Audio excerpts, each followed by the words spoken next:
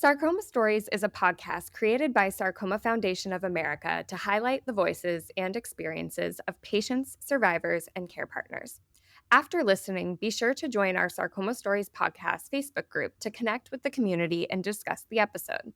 Follow us and enable notifications on Apple, Spotify, or your favorite podcast platform so you don't miss new episodes.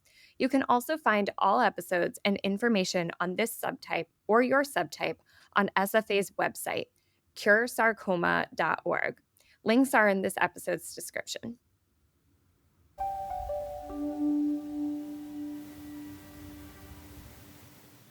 On this episode, we speak with Breon and Leia Glass. Breon, a 29-year-old synovial sarcoma survivor and law enforcement officer, found his tumor while on a foot pursuit. He takes us through his diagnosis journey, the decision for amputation as part of his treatment plan, and how he has adapted to his new normal since then. His wife, Leia, provides insight into supporting a loved one through a sarcoma diagnosis. Together, they emphasize the importance of personal research, living life fully despite a diagnosis, and seeking support. They both highlight the unwavering support from their family and Breon's law enforcement colleagues. There is no doubt that Breon and Leia are strong, but together they are a powerhouse team. We were fortunate to sit down for this conversation with both patient and care partner, husband and wife, and best friend duo for the first time on Sarcoma Stories. Thank you to Breon and Leia for sharing your journey and your insights with us. Let's dive in.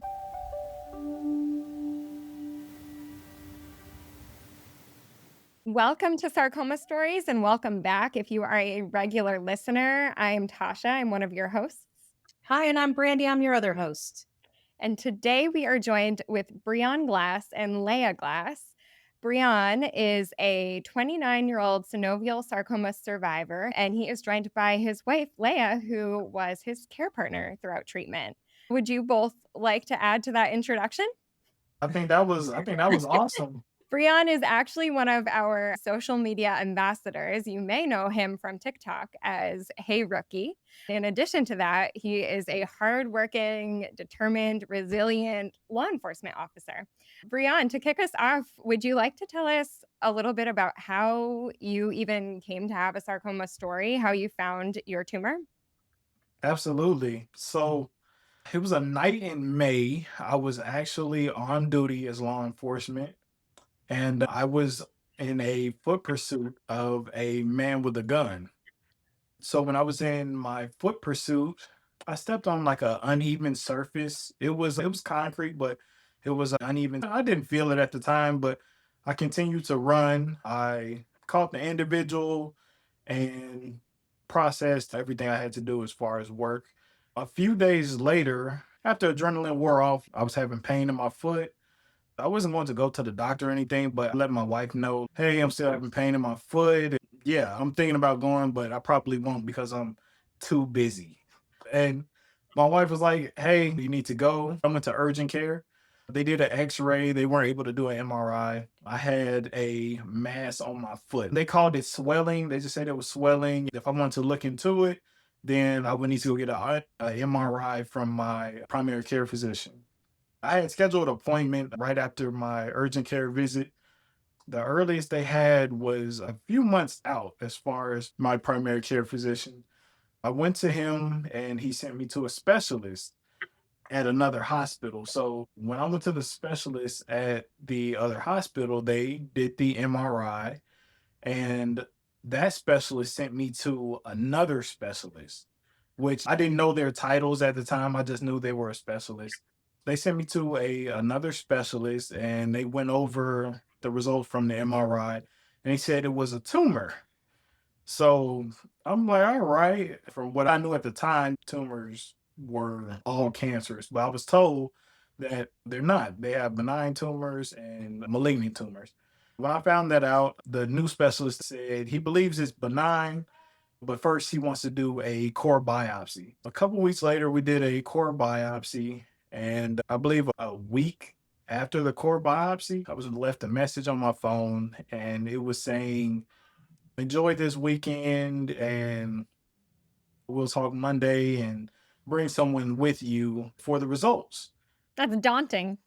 Yeah, with that message, I'm sure he didn't mean it made me feel some type of way, but just the person I am, I immediately started calling the hospital trying to figure out what exactly is going on. But it was the weekend, I didn't get an answer. So for the first time ever, I opened up my chart. I looked at the results and I'm trying to break it down on Google to like I'm a doctor, I know what I'm talking about. So I try to break it down on Google and I'm getting closer to it where it's starting to say cancer, like things around cancer. And I looked at the bottom of the my chart and it said suggestive synovial sarcoma, which is what I was diagnosed with. I still didn't believe it. I went to the doctor when my next appointment and he told us what it was. Wow. When you say May, was this May 2024 that you were on that foot pursuit and noticed the pain? Yes, it was. Yep. Say 2024, and then from that point to your my chart and reading synovial sarcoma, how many weeks or months was that? I believe I was diagnosed around November, December. Okay. So throughout those months between May and November, you're going specialist to specialist trying to figure out what this thing is. Yep, it happened pretty fast. As far as going to the different specialists, I believe that was about a month and a half. So around November and December is when I was going from specialist to specialist. So that time in between, I was just working normal, still in pain, but working as normal. So, when you finally got the diagnosis, I imagine you're both sitting in the room getting the diagnosis. What did they tell you in that appointment? Did you talk about your treatment plan or your treatment options? Yes, the doctor who diagnosed me, he spoke about what it was and the treatments and the best options or what he recommended. And what he recommended was amputation and chemotherapy, immunotherapy, and radiation if I wanted to go that route. Did they offer you any biomarker testing or anything like that? I believe afterwards, after the amputation, we may have even spoke about it before. My mind was really stuck Yeah. on the amputation part. How did you make that decision? And what information did you either get from your medical professionals or on your own to be able to make the decision of what you felt was best for you? So, due to the size of the tumor, we were told about the size of the tumor and also thought about the size of my foot. So, it took up a pretty nice portion of my foot. I believe it was about 5 centimeters, about 5 centimeters, maybe a little bit bigger. So, to cut around it and take the tumor out, I guess it wouldn't really leave too much of my foot there. And I guess with putting a skin graft or something in that area, it may not heal as well, could get an infection and all the what ifs. And I was also thinking about getting back to work and just enjoying my family, running with my kids. When I was told about amputation and how far prosthetics have come, I guess the outcome of the surgery, we just went ahead and went with the amputation. Can you talk about your chemotherapy journey and what were the decisions and the questions around that? So, as far as chemotherapy, after my amputation, I got a call from my oncologist letting me know that well, congratulating me on being cancer free. And from there, my chemotherapy was preventative. So it didn't spread anywhere and it was only in my foot. We went with the amputation.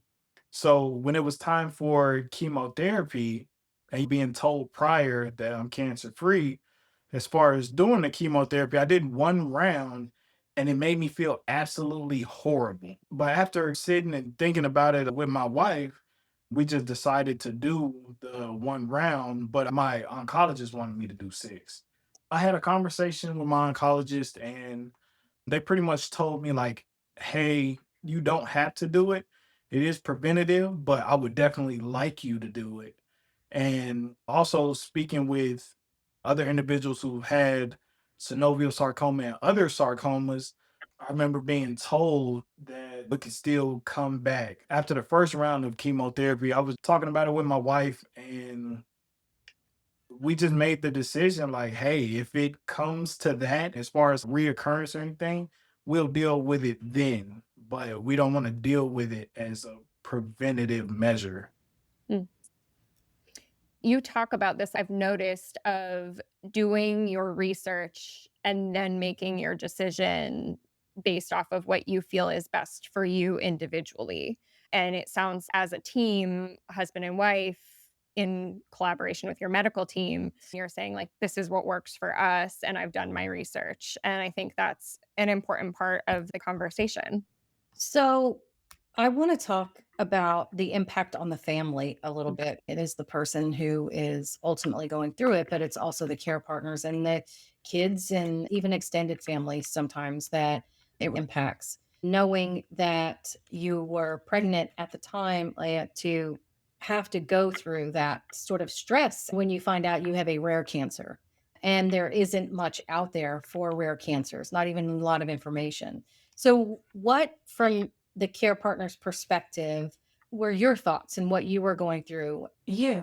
So it impacted a couple different ways, I would say. So first, because more so we were definitely best friends before we even got married. So it was more so being there for my best friend and to hear we got to make a decision and I'm pregnant in this office. We both just looking at each other. What we gonna have to do? We of course went into prayer, figuring things out. I said we called every single body you could think of that have sarcomas, wherever, Utah, Florida, we did it.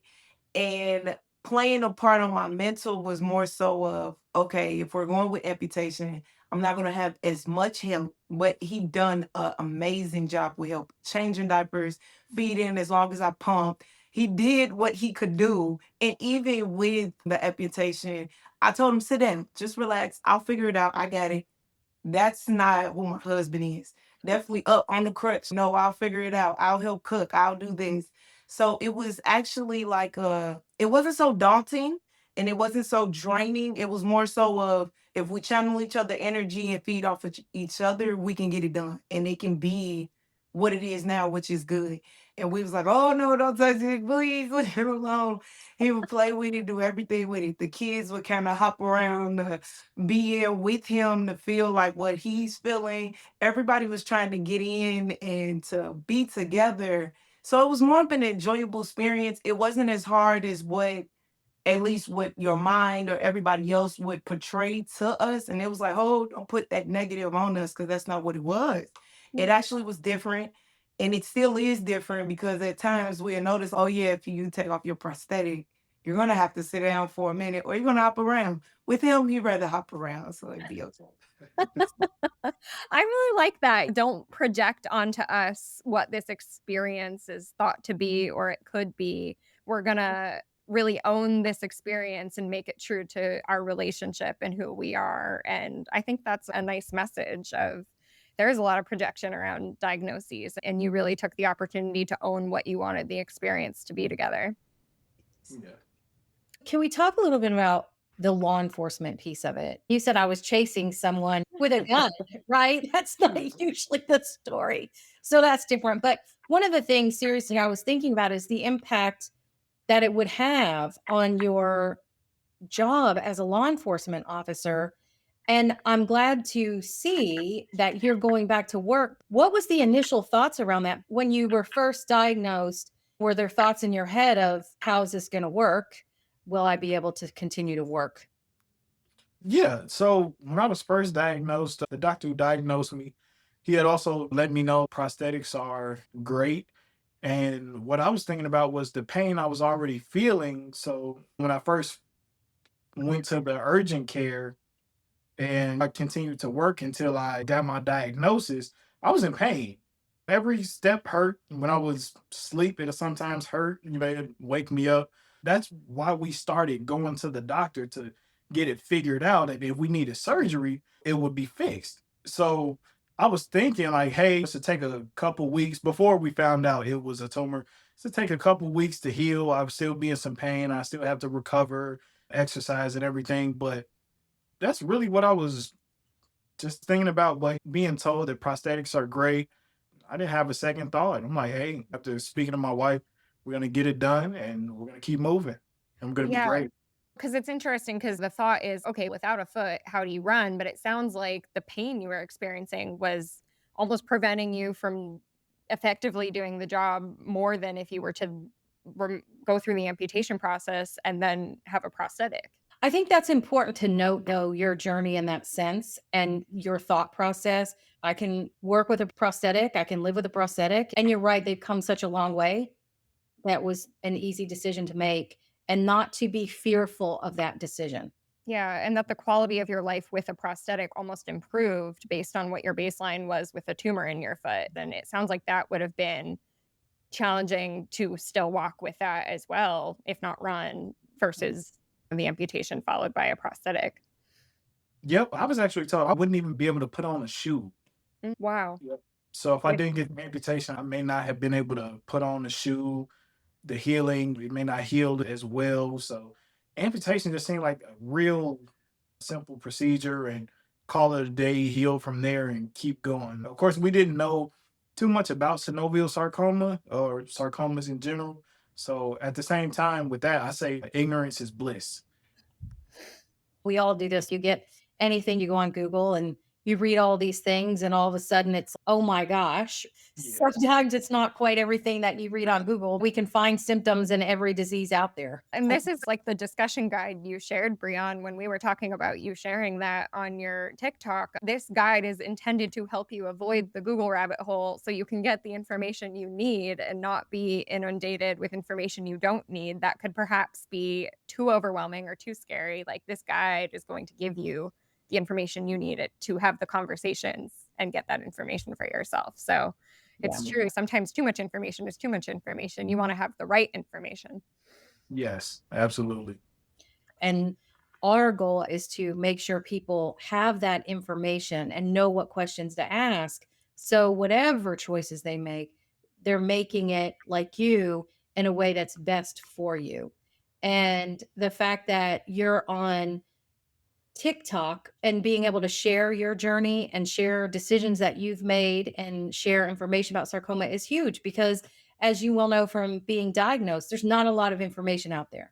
And being able to connect with others is so important. I do have a question about TikTok. What made you decide to go on TikTok and share your story and share the information and become vulnerable and put yourself out there of what you and your family were going through? I say God. And the reason I say that is I'm a really personal person. I'm a private person. Social media is not my thing. The only reason I had the Hey Rookie account was to pretty much look at other videos and maybe a couple cooking videos, just something to do in my spare time.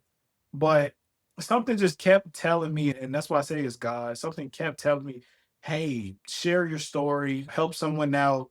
And not knowing the outcome of the diagnosis or anything like that, I asked my wife about it. I made a video. I was sitting in a parking lot, like outside of Little Caesars. I was there for 30 minutes just making a video. And I'm trying to put information in there and also tell them what was going on with me and how I found it on accident. Pretty much, I posted the video, and I believe now it's over 100,000 views. And that's when the questions started coming. I continued to make videos, talking to individuals from TikTok. The first person I spoke to with synovial sarcoma was a young lady out of New York. When I spoke to her, she took me to, I don't know what it was, but it was pretty much like her documenting her story, but through text. And everything that I guess I was about to go through, she already went through, and she's cancer free now, which is awesome. Just reading her story and talking to her helped me so much. So I'm like, hey, I feel like this is what I'm meant to do. I want to help someone else, just like this young lady has helped me. And I still talk to her to this day.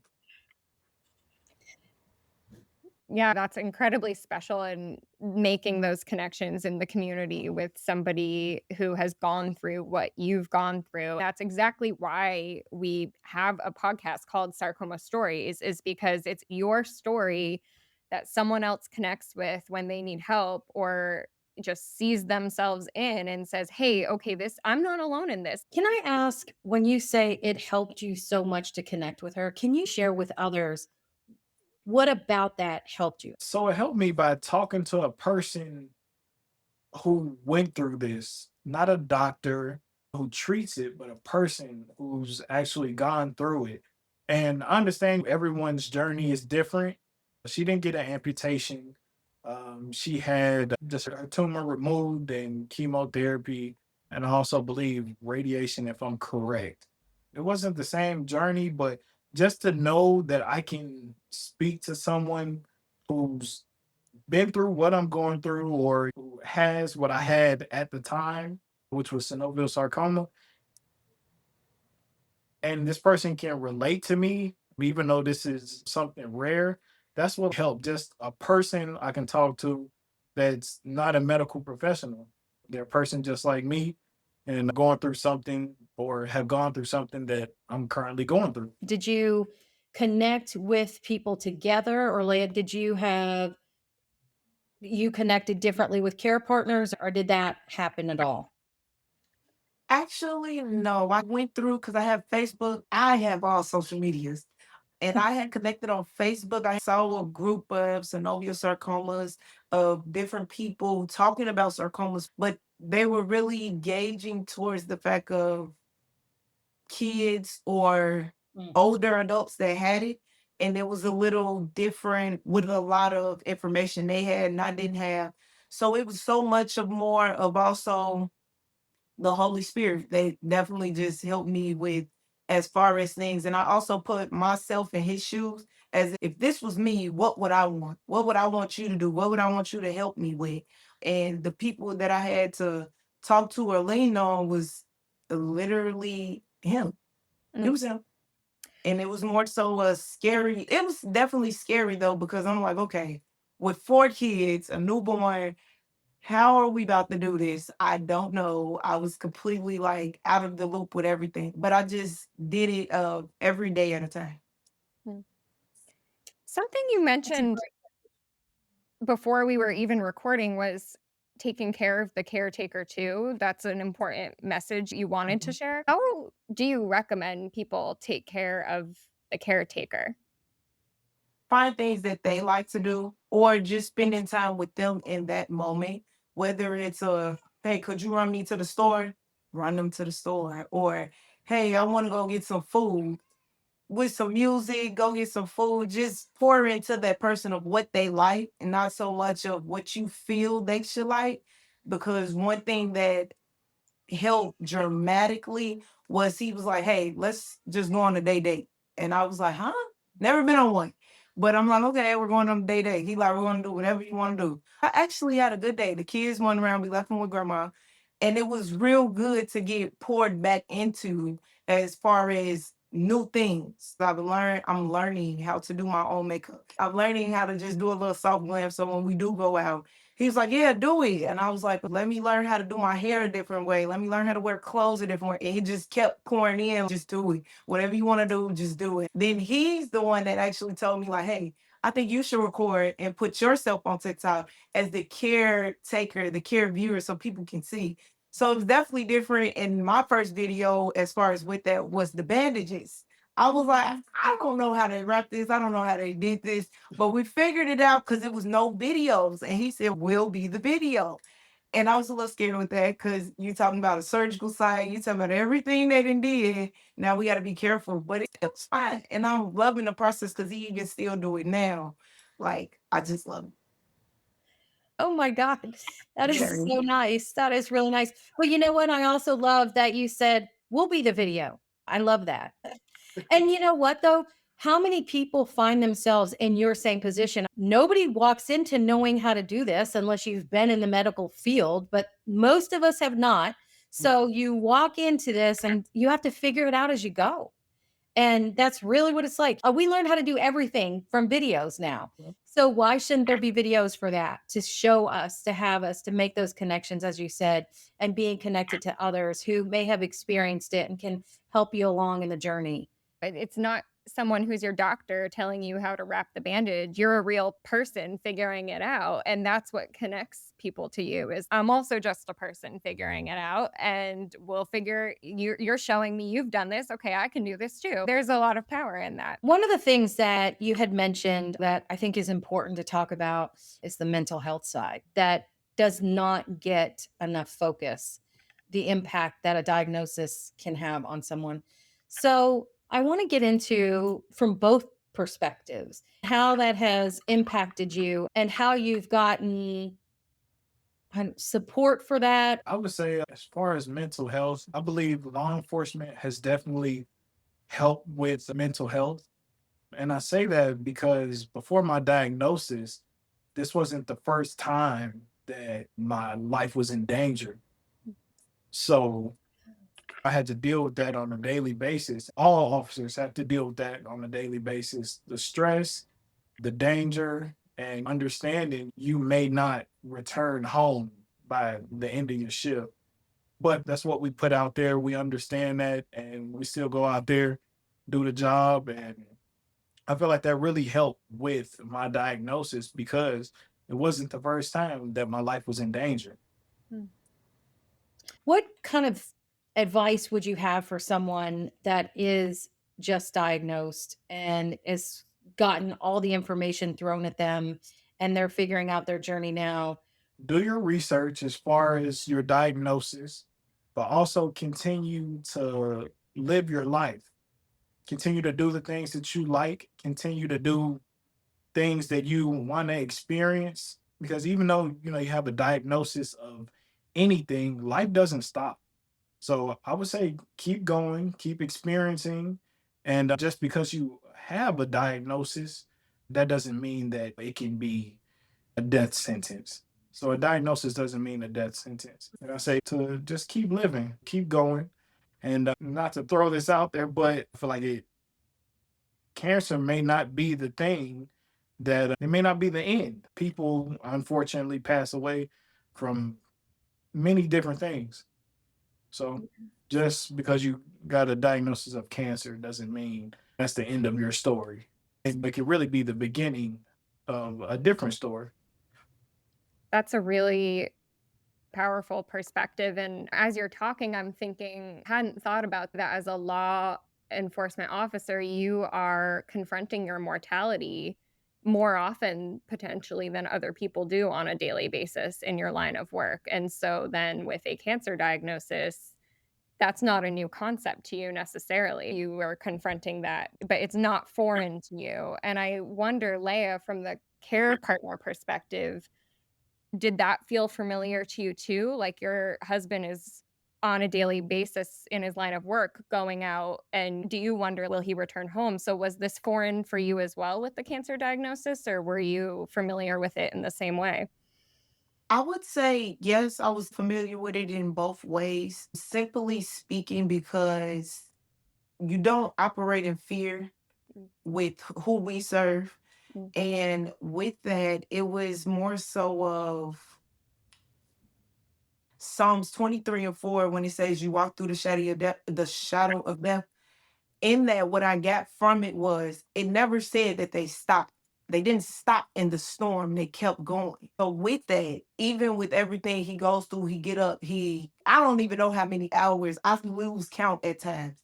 And he comes back home and it's the time that you come back. I'm grateful to see you. And for us to go through all that, it was like, we're not going to stop here. We're going to keep going. Even if law enforcement is not the end, maybe God is calling for you to change to something different. We don't know, but we will strive to get back to that. That's always been my message to him. I get that you love it, but maybe God probably telling you, hey, it's time to shake it up now. You definitely have to support them every day because they're dealing with people with all different emotions, all different dynamics, just everything. And when they come home and can't get their head level, you have to be their level head and also have a level head yourself.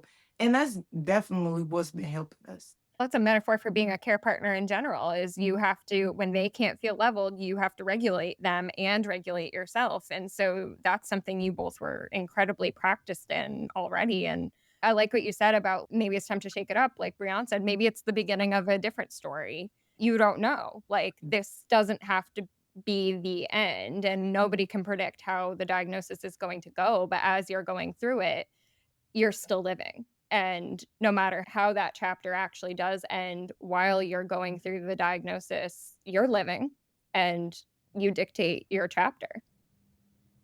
Absolutely. Relying on your faith. I mean, at the time of diagnosis, I would even say before the diagnosis, I felt like that's all we had, especially after the diagnosis. I feel like that's all we had. This is something we didn't know about. And speaking before the diagnosis, I would go out every day and work extremely hard for who knows how many hours. Extremely tired. I believe I was wearing my work clothes more than sleeping or my normal clothes. So I was always on the move, and every day I would drive into work and I would pray, I would pray for safety and just to be covered. And as we can see, I made it home every night. And I'm not the officer to, and some officers, if they do that, that's fine. I don't sit around. I actually go looking for certain things as far as danger or things like that. Because if I don't, who will? Me and the group of individuals that I work with, we worked extremely hard and we're proactive in keeping the community safe and also keeping each other safe. A lot of days we're running on faith and we still do. That actually leads me to a question about your team of officers. How have they been a support to you throughout your diagnosis? They were actually the first people I told them before my family when I was diagnosed. And they've been with me every step of the way. Anything I needed, anything my family needed, they were always there. My department has chipped in some type of way, shape, or form. But my shift, my crew, the officers I work with on a daily basis, they've been there for me every step of the way. Anything I needed, they got me. If I need to talk about it, they got me. If I need to do anything or I need them to do something, they've had me this whole time, just like if we were out on the streets patrolling. It's an incredible bond. It's nice to hear that transfers outside of the work environment. Like they are your support system. You have each other's backs during your shift and outside of your shift. And that's really important to have a support system in some way. Yeah. And I feel like a lot of people don't get to experience that. This is my first time experiencing it as far as if you have friends at work, but my friends at work have literally turned into my family. So it's just been a blessing to experience that because I understand everyone doesn't experience that, even within some police departments. As you were saying, the confronting your mortality on the job, you all do that together and quite literally protect each other. They're showing up the best they know how to protect you. Yes. So, as you go back to work, will your role as a law enforcement officer change at all? No changes for I think I'm not looking for any changes. I'm not gonna ask for any changes. I understand dealing with an amputation and having a prosthetic now and things like that. I could ask for certain things, but I really don't want anything. I'm happy to be able to return my shift along with the whole workplace are waiting on me. No changes. I'm not looking for any changes and I'm just ready to get back, get rolling and protecting the community along with anyone else. I'm excited to stay updated as you do this and actually have a logistical question about the prosthetic and returning to work. You do a lot of running on the job, and it's a very mobile field to be in. Do you have to work with different prosthetics while you're on the job? I know some prosthetics, there's a running blade, or do you have to change your prosthetic in the field or when you're driving? Yeah, so I'll actually be returning pretty soon. I don't know the time exactly, but very soon. As far as the prosthetic, I've been working with my prosthetist. He is absolutely amazing. I can call him anytime. He'll help me out. I could let him what's going on. But so I was asking for a certain prosthetic. I don't know if it was going to be able to be hidden under my pants, but he recommended one. We went with that. It's been working awesome. Any small changes, we've been making every 2 weeks, about every 2 weeks, just depending on how I'm feeling or how my limbs feeling. So I believe he picked a great prosthetic. I can move around awesome. I've been doing training, so a lot of jogging, sprints, lifting weights, a little bit of everything. Even some of the things I do with my children, fishing and stepping on unlevel surfaces, rocks, and all that good stuff, it all helps. And that one was actually recent where I was stepping on unlevel surfaces, and yeah, everything helps. And my process has been awesome. Anything I need, he takes care of me. So Now I almost feel I haven't gone through an amputation. Yeah, when I wake up, I have to put on my prosthetic. After that, I'm a normal person. I think that's so important for people to hear, especially if they might be about to take the journey of an amputation of like your return, quote unquote, return to life. It's so important to hear of those experiences of this is not the end of the story. This is the beginning of a new chapter. So thanks for sharing that because I think that's a real message of hope for a lot of people. Yeah. Well, I have to ask, Leah, do you worry at all when he talks about, I walk on uneven surfaces and I do all these things? Yeah. Realistically, being supportive, but also, Yes, the very first time when we came home, me already being as cautious in the person that I am.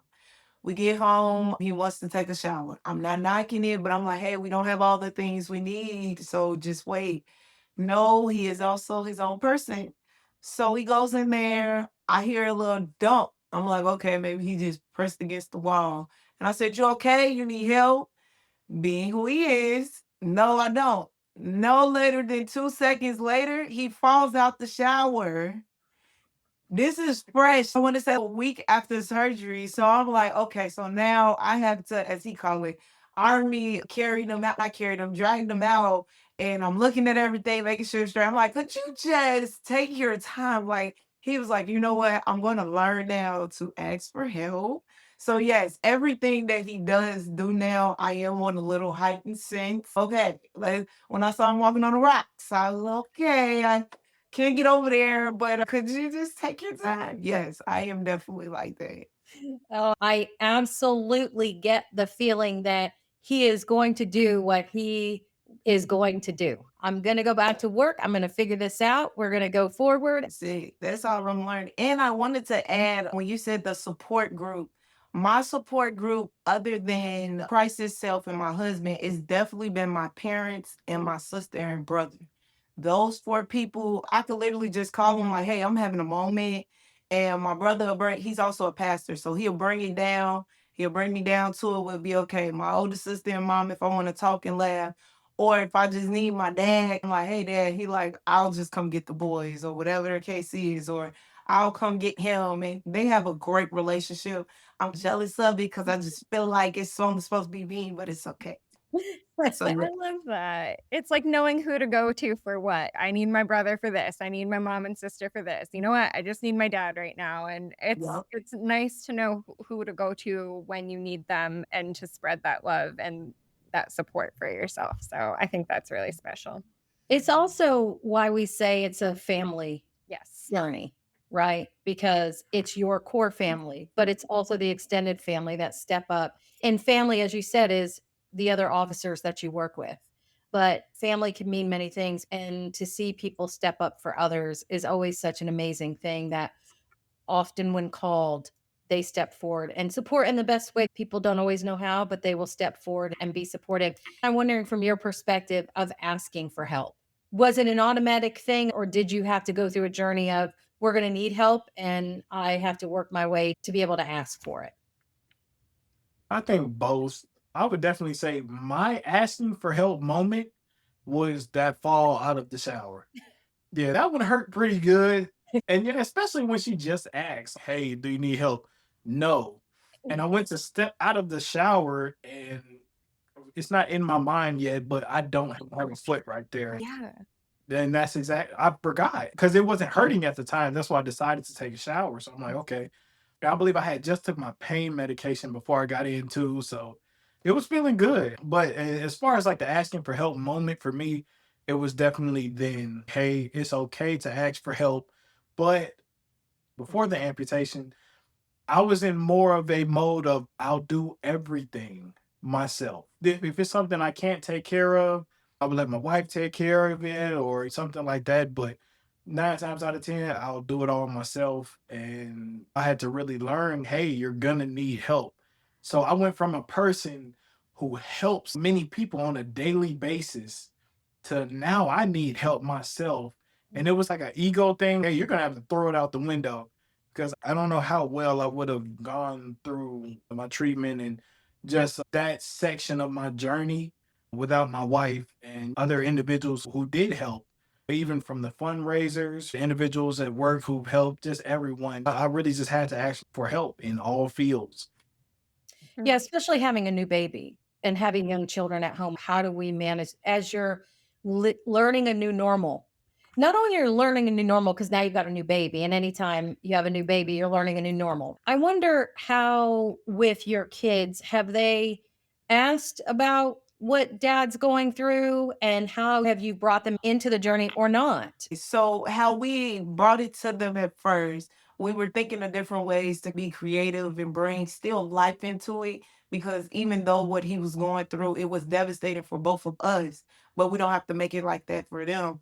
So we did things of he was like, yeah, I'm gonna go fight aliens and they're gonna cut off my foot and it's not gonna be there. And then he like, yeah, we go swimming and a shark bit off my foot.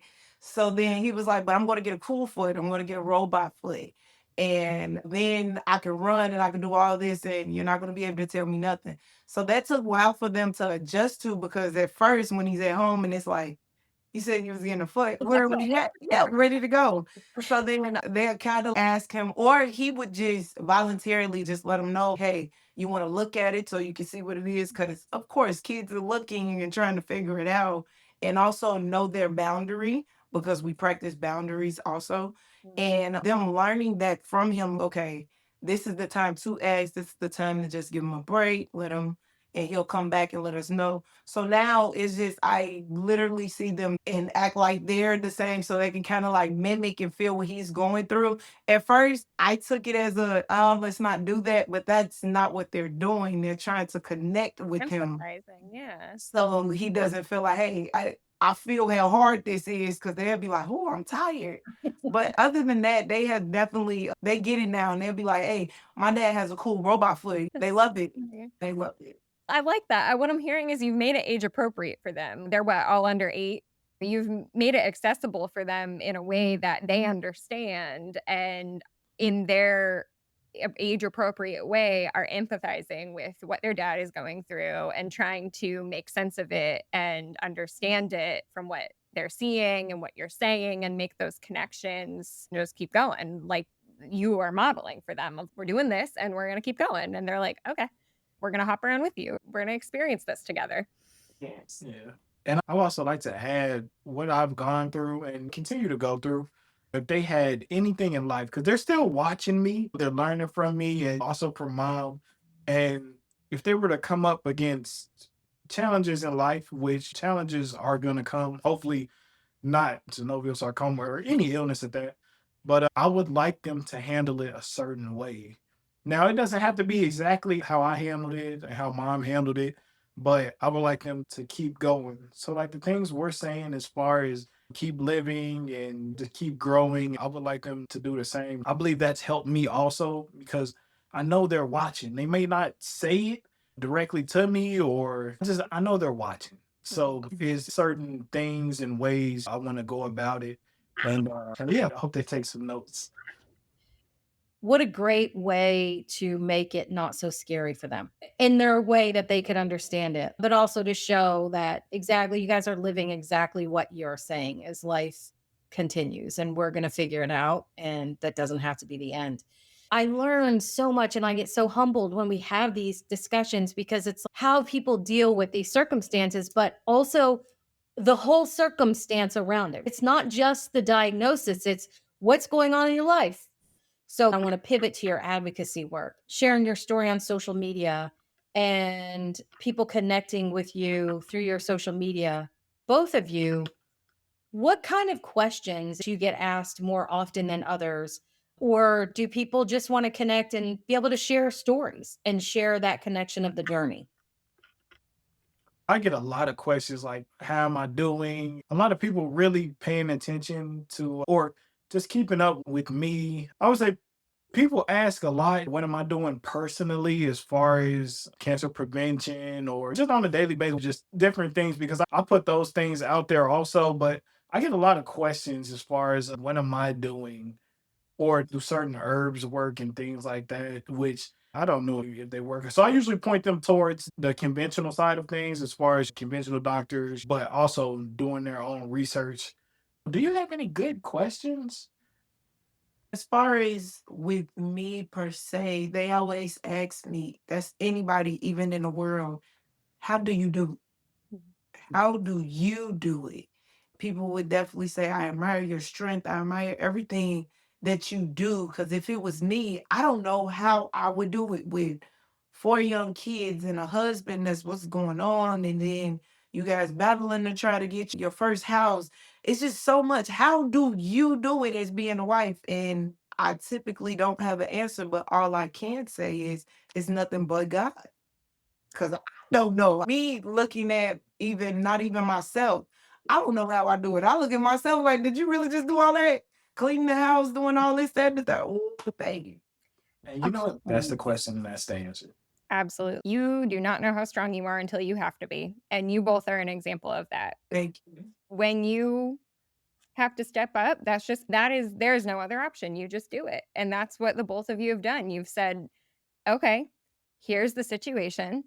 We've got faith. We're going to keep living. We've got each other. Let's do it. And that's you said it yourself. It's the question and the answer. But we just do it. People would be so shocked at what they're able and what they can accomplish when they just have to. And I think that the world really admires that about you. Thank you. Yeah, I think you guys give off a sense of strength. You have to put one foot in front of the other. You don't have a choice. You have to. But the strength that you two give off together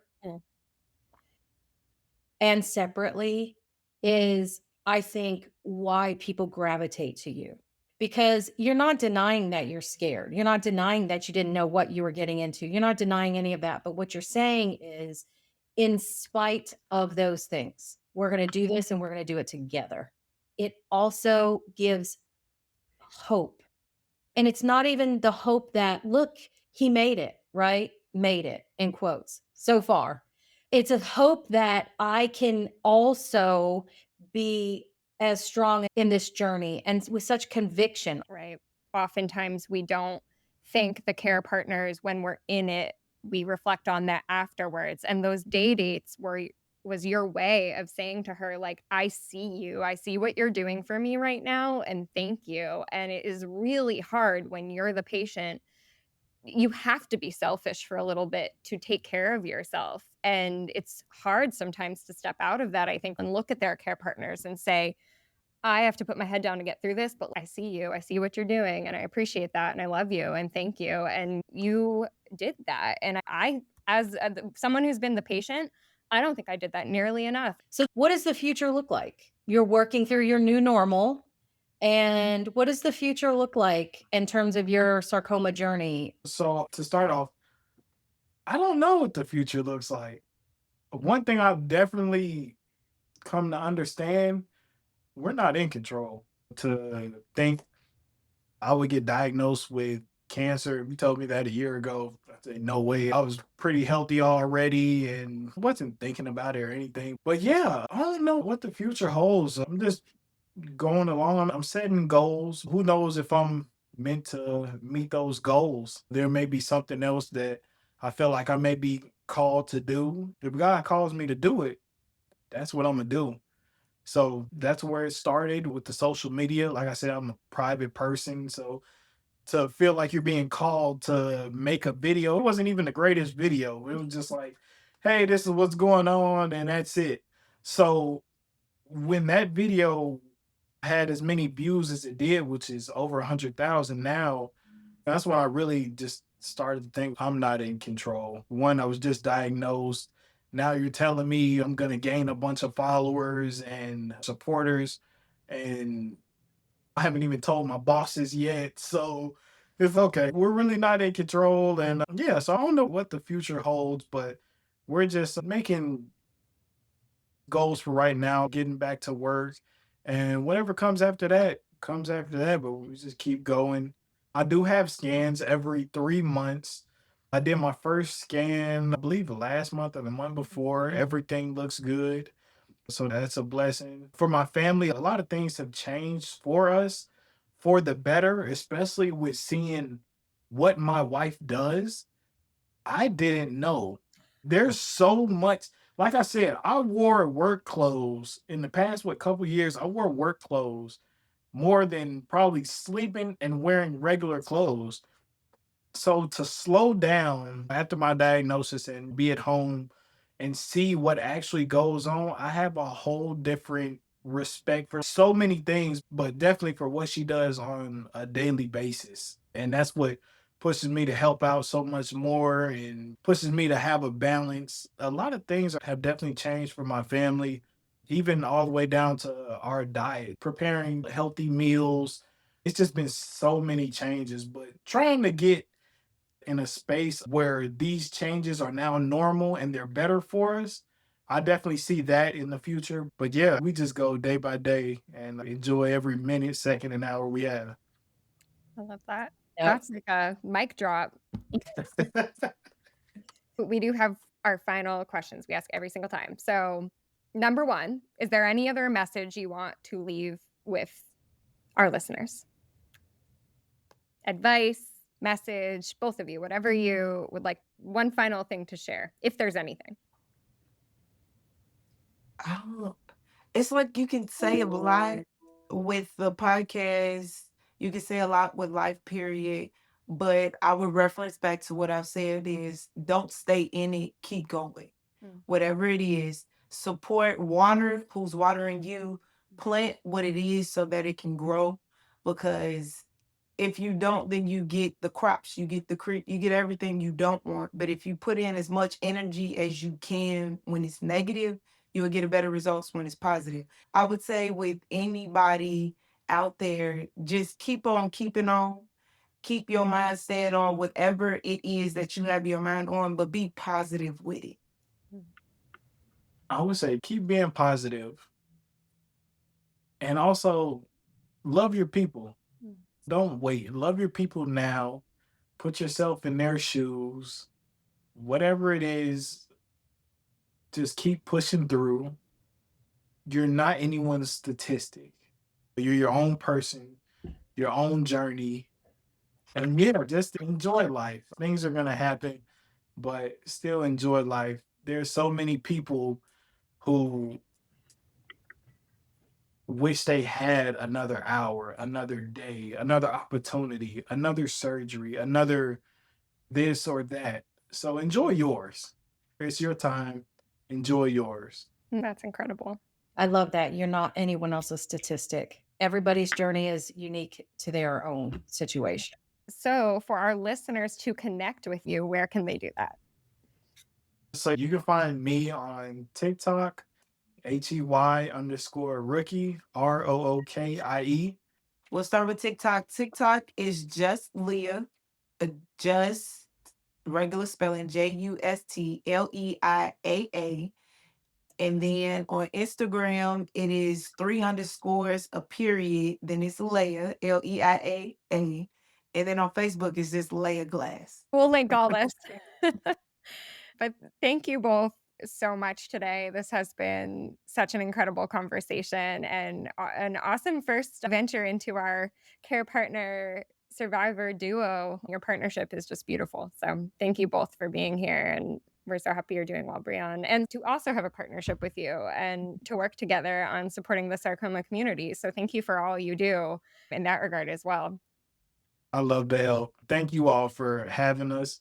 Thank you for allowing us to be a part of what you all have going on. And we really appreciate it. Any way we can help, we would love to.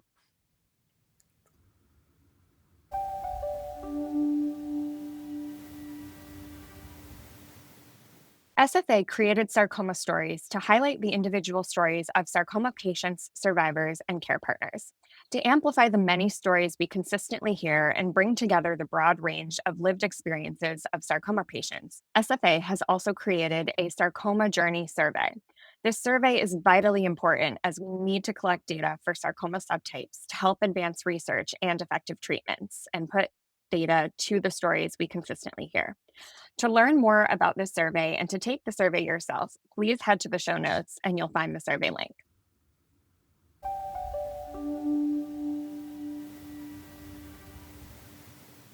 Thanks for joining us today. Did this episode resonate with you? You can join the discussion about this episode in our Sarcoma Stories Facebook group, linked in the show notes. If you found this podcast helpful, your feedback is incredibly valuable and helps to create more awareness about sarcoma while sharing vital resources with someone who may need it. Be sure to leave a rating and review. Thanks for listening, and we'll see you next time.